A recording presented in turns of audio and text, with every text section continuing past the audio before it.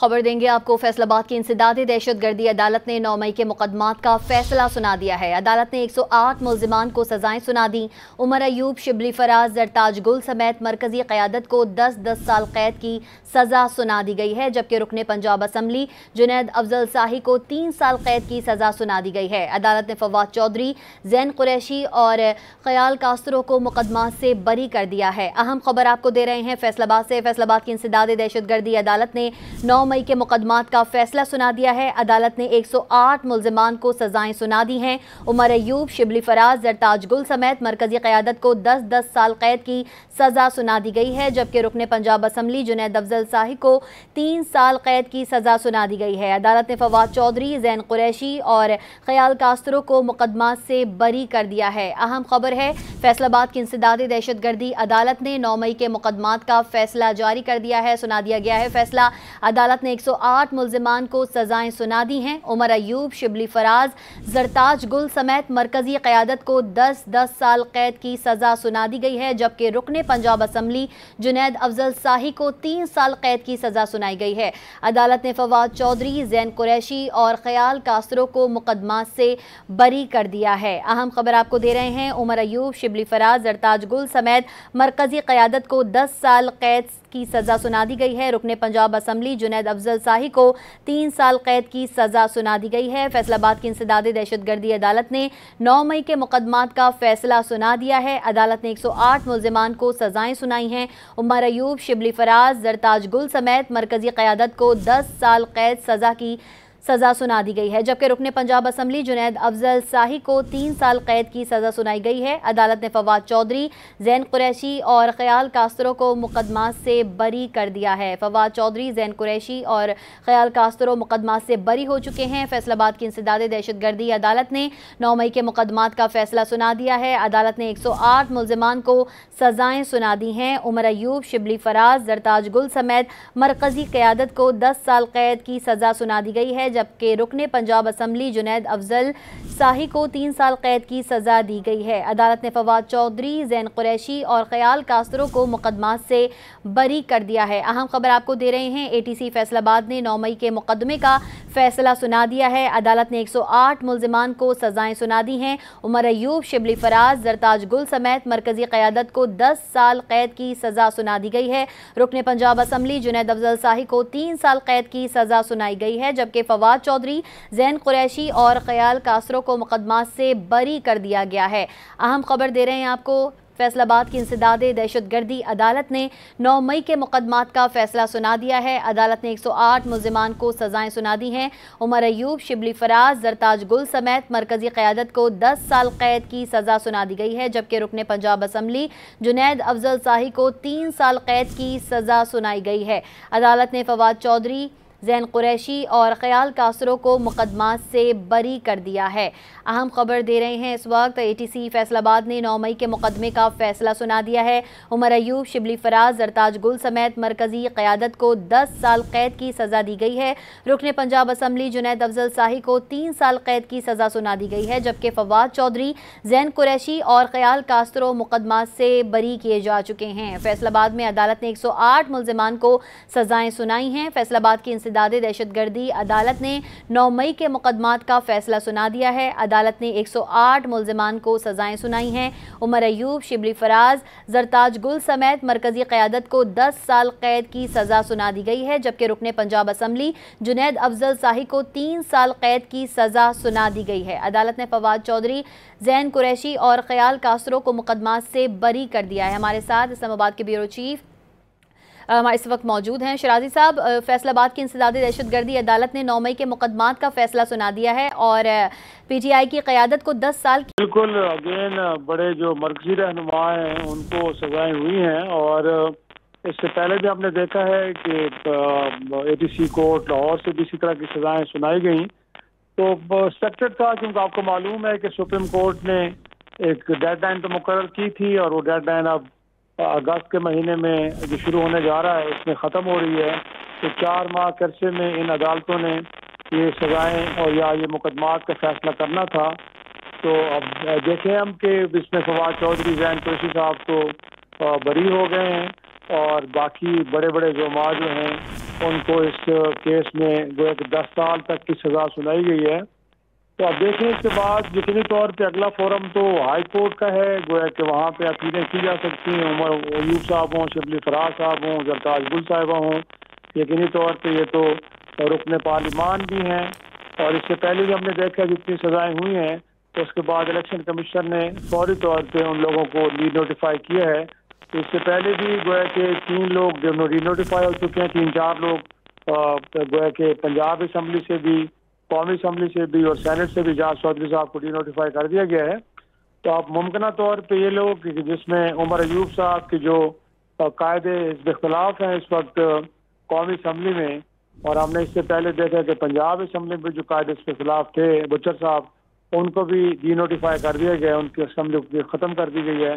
تو مجھے لگتا ہے کہ اس فیصلے کے بعد اب ان لوگوں کو بھی یقینی طور پہ ڈی نوٹیفائی کیا جائے گا. اور جو عمر ایوب صاحب ہیں، زرتاج گل صاحب ہیں یا سینٹ سے شبلی فراز صاحب ہیں، تو یہ اب یقینی طور پہ ایوان کا حصہ باقی نہیں رہیں گے. اب دیکھنا یہ ہے کہ جب یہ معاملات اس سے اگلے سپیریئر کورٹس میں جاتے ہیں تو سزائیں کن بنیادوں پہ دی گئی ہیں. اگین وہی تو نہیں ہے کہ جس میں سرکاری اہلکار، جس میں پولیس اہلکار خصوصی طور پہ گواہ کے طور پہ پیش کیے گئے ہیں، کیا ان گراؤنڈز کے اوپر ان کو سزائیں ملی ہیں یا کچھ اور ایویڈنس بھی ان کے خلاف موجود تھیں جن کو بنیاد بنا کے سزائیں سنائی گئی ہیں. تو ہائی کورٹ میں اپیلیں یقینی طور پہ ہوں گی اور وہاں پہ پھر اس بات کو دیکھا جائے گا کہ کیا جو ریکوائرڈ ایویڈنس درکار تھی ان کو سزائیں دینے کے لیے، کیونکہ یہ پرنسپل پنشمنٹ ہے، 10 سال کی سزا بہت بڑی سزا ہوتی ہے 3 سے 10 سال کی، تو یہ کن بنیادوں پہ دی گئی ہیں. تو اگر بنیادیں بڑی مضبوط ہیں، شواہد بڑے ٹھوس ہیں، تو ہم کہہ سکتے ہیں کہ شاید اگلی عدالتوں میں بھی ان سزاؤں کو برقرار رکھا جائے. تو یقینی طور پہ پھر ان لوگوں کو سزائیں بھگتنی پڑیں گی. اور ہو سکتا ہے کہ شواہد اتنے مضبوط نہ ہوں تو پھر سزائیں سسپینڈ بھی ہوتی ہیں اور ضمانت کی رہائی بھی ملتی ہے. تو اب ہمیں اگلے عدالتوں کا انتظار کرنا پڑے گا کہ جب وہاں پہ معاملہ آ جائیں گے تو وہاں پہ ان کو کیسے دیکھا جاتا ہے. شیرازی صاحب، الیکشن کمیشن جس پھرتی کا مظاہرہ کر رہا ہے تو لگتا ہے کہ قومی اسمبلی اور سینٹ میں بھی اپوزیشن لیڈر ڈسکوالیفائی ہونے جا رہے ہیں، لگتا ہے آپ کو؟ جی، ڈسکوالیفیکیشن تو ہو جاتی ہے نا جب آپ کو کسی بھی اس طرح کے کیس میں جس میں آپ نے دفاعی اداروں پہ حملے میں ملوث پائے گئے ہوں تو یہ تو سیریس کرائم تصور ہوتا ہے نا. یہی وجہ ہے کہ ان لوگوں کے مقدمات اینٹی ٹیررسٹ کورٹس میں چلے ہیں.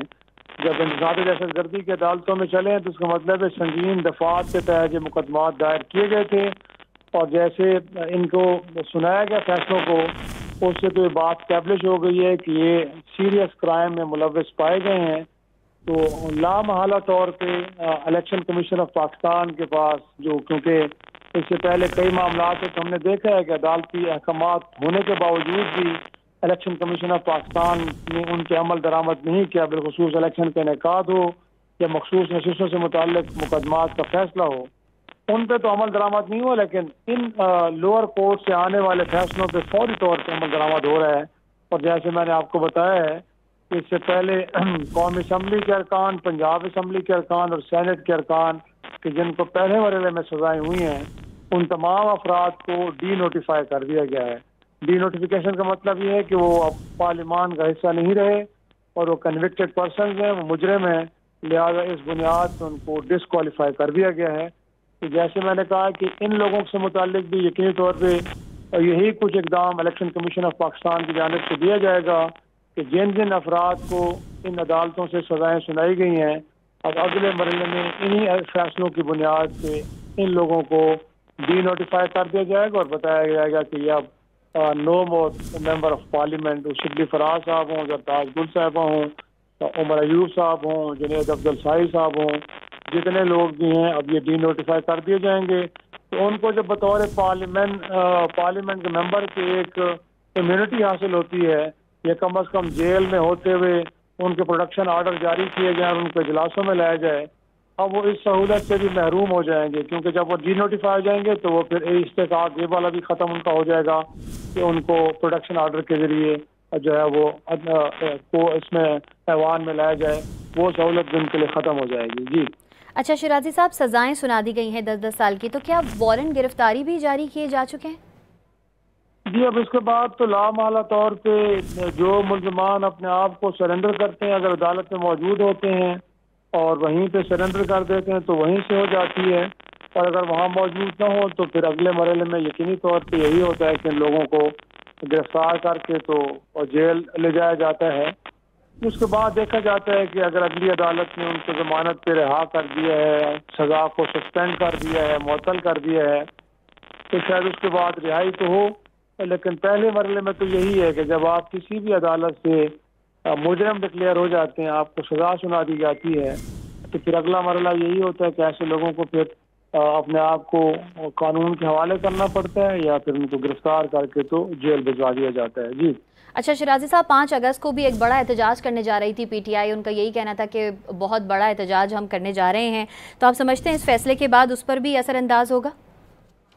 یقینی طور پہ جب آپ کی مرکزی قیادت اس طرح کے مقدمات میں کنوکٹ ہو رہی ہو تو پھر لامحالہ طور پہ یہ اثر پڑے گا اس کمپین پہ کہ جو کہا جا رہا تھا کہ اس دفعہ جو تحریک انصاف احتجاج کرنے جا رہی ہے اس کو بڑا مخفی رکھا گیا ہے. ان کی اسٹریٹجی یہ ہے کہ پورے ملک میں ایک ساتھ گویا کہ مظاہرے کیے جائیں گے. تو جب آپ کی مرکزی قیادت پابند سلاسل ہو جائے, وہ موجود نہ ہو, تو پھر کارکنوں کا باہر نکلنا, اجتماع کرنا آرگنائز وے میں وہ شاید ممکن نہیں ہو پاتا. تو بالکل آپ ٹھیک کہہ رہی ہیں کہ ان لوگوں کی نااہلی اور اس کے بعد گرفتاری کے نتیجے میں اس بات کا امکان موجود ہے کہ تحریک انصاف کے مؤثر انداز میں نہ تو جلسہ کر پائے, اور اس کے بعد جو ان کی احتجاجی تحریک کی کال ہے اس کو بھی بہتر انداز میں ایگزیکیوٹ نہیں کر پائے گی. یقینی طور پر ہم کہہ سکتے ہیں کہ اس سے فرق پڑتا ہے. شرازی صاحب یہ بتائے گا کہ کس فورم پر یہ فیصلہ اب چیلنج کیا جا سکتا ہے؟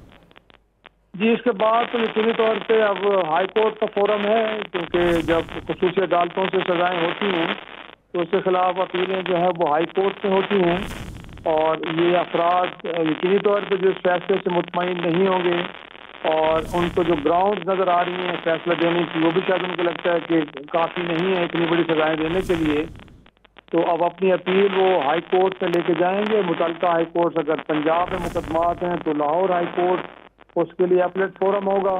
اگر وہ مقدمات اسلام آباد کی حدود میں دائر کیے گئے تو پھر اسلام آباد کا جو ہائی کورٹ ہے وہ اس کے لیے اپلیٹ کورٹ ہوگی. اسی طرح سندھ اور پھر بلوچستان اور باقی جگہوں پہ بھی تو ان عدالتوں میں جایا جا سکتا ہے, اور اگر وہاں سے بھی کچھ سنوائی نہیں ہوتی تو اس کے بعد سپریم کورٹ ایک لاسٹ فورم ہے جہاں پہ آپ اپنے لیے داد رسی کے اجازت کے لیے جا سکتے ہیں اور وہاں پہ اپیل کر سکتے ہیں.